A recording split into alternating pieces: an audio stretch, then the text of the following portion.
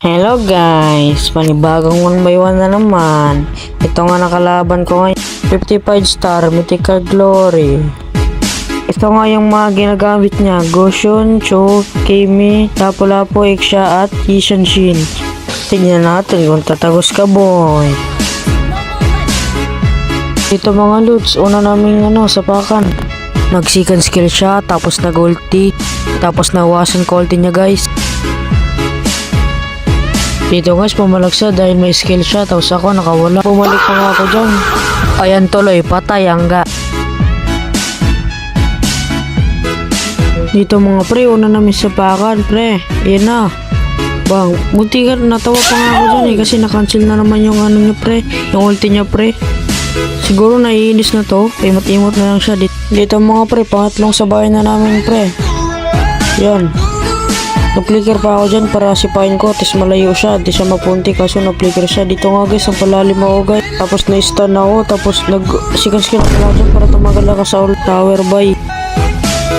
Ayun, tulog na naman ako. Dito nga pre, pang-apat namin sabayan, inabangan niya ako dyan. Tapos buti na lang, nakasipa ako agad, tapos nag-inis siya pong, patay na naman ako guys. Pero yung mga bida guys, nagpapatalo sa una yan. Music please!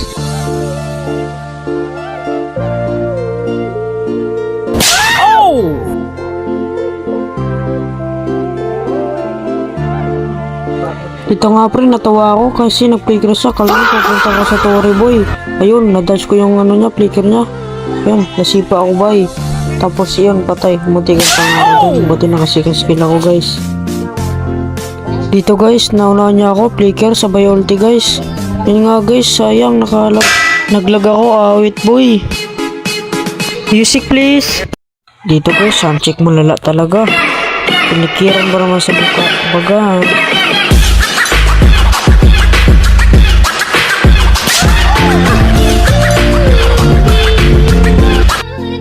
Guys, nag-surrender na lang siya kasi sabi niya lakas daw. Kapag magayo kayo guys, dapat practice na kayo boy. Paano ko nga game to kaso nag-offline siya boy. Nice G.